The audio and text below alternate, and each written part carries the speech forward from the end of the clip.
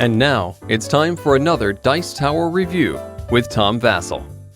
Hey folks, today we're taking a look at March of the Ants. Now, ants is a thing that people are interested in, I'm sure of it. Ants are everywhere. People have ant farms. People study ants. The ants have unique structure. There's something interesting about watching an apple get demolished by ants.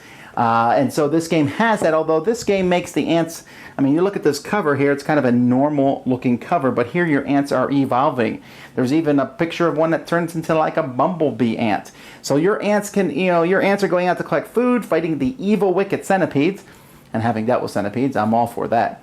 And just going around and fighting other ants and such. Some people have called this kind of eclipse, but with ants. Are they right? Let's look.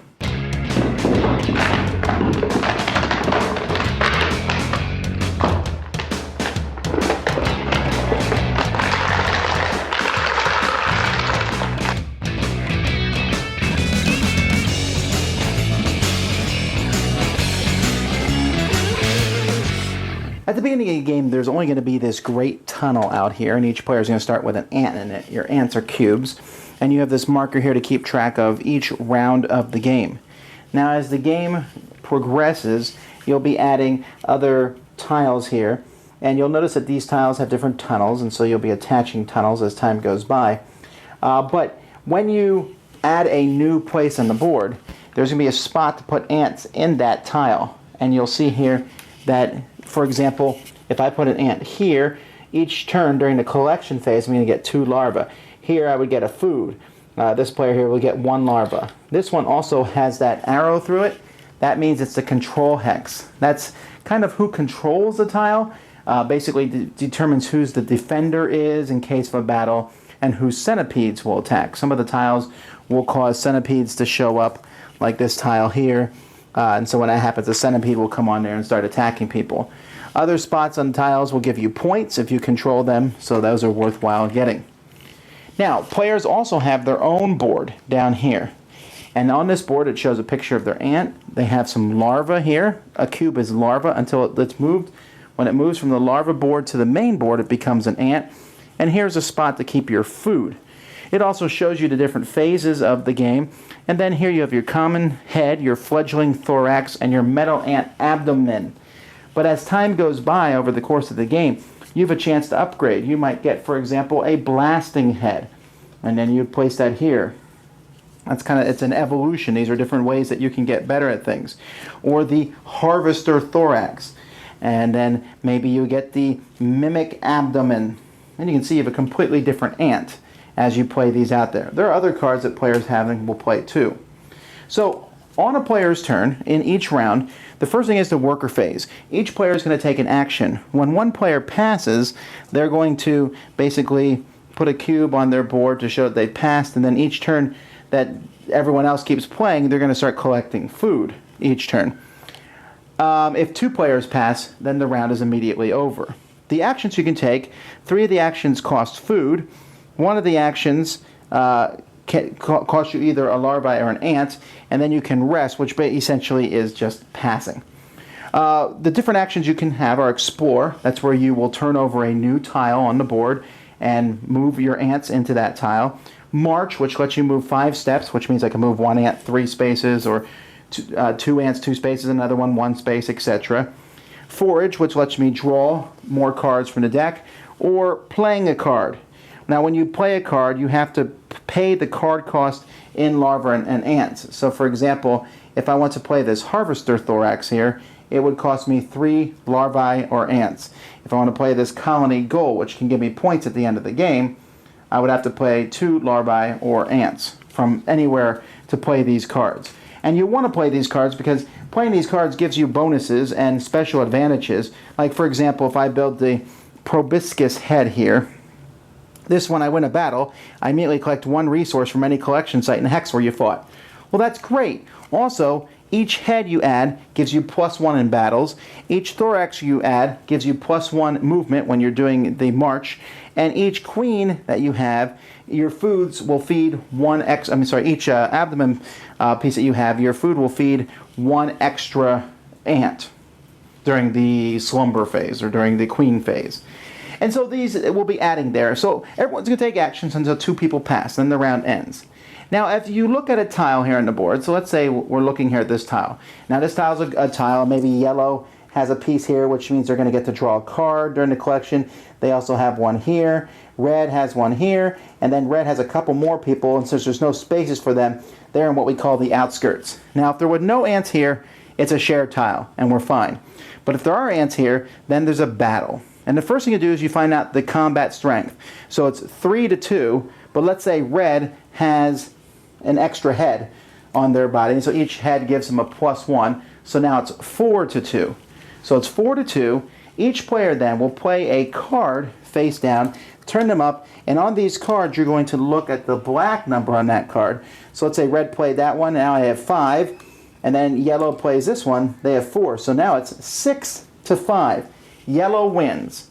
So when that happens, the loser has to lose ants equal to the other person's power. So yellow had a power of 2, so red would lose 2 ants.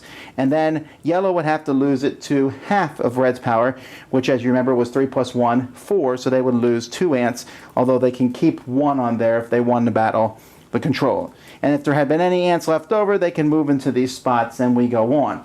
If there's a centipede on a spot, he'll fight this control person first and then each other ant until someone defeats him.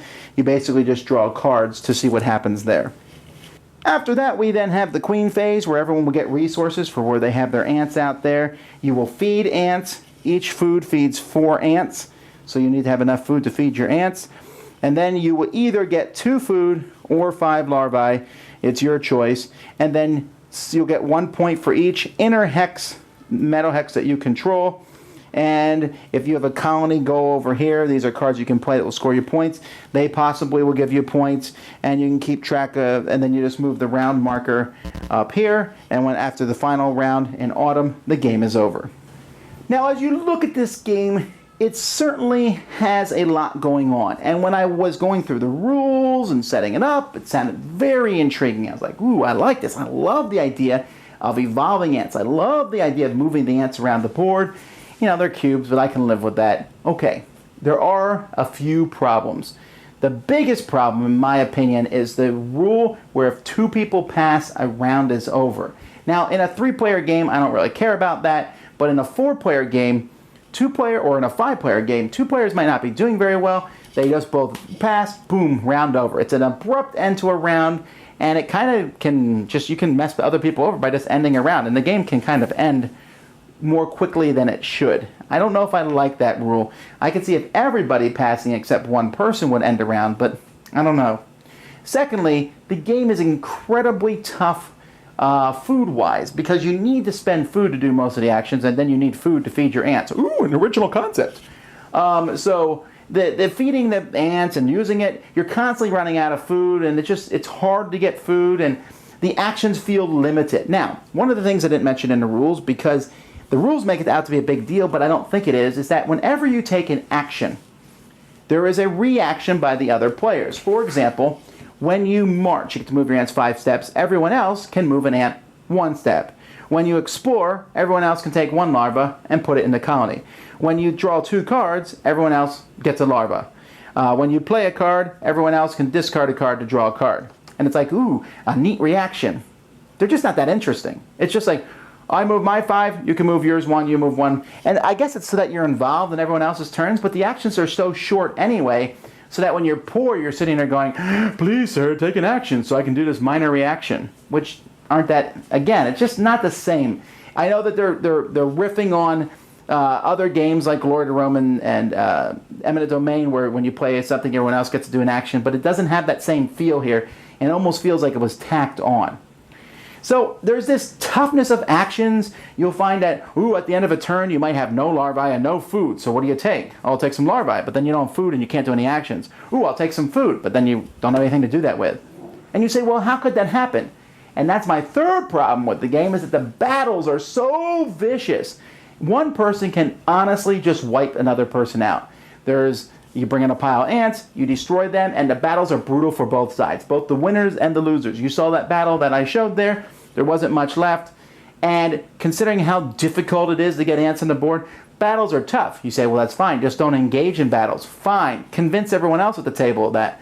When you move into a spot that's good, oh, I'll stay out of that area and I will go over here. The game the battle idea is a neat one, but if someone gets powerful, they can really kind of walk over everyone else, which brings me to my next negative point, and that's that the cards are unbalanced. They really are. Some of those cards are rocking, and I don't mind that the cards are awesome, but some are much better than others, and if you get an advantage in this game, it's a rich get richer type thing. You're like, oh, yeah, I'm pretty powerful.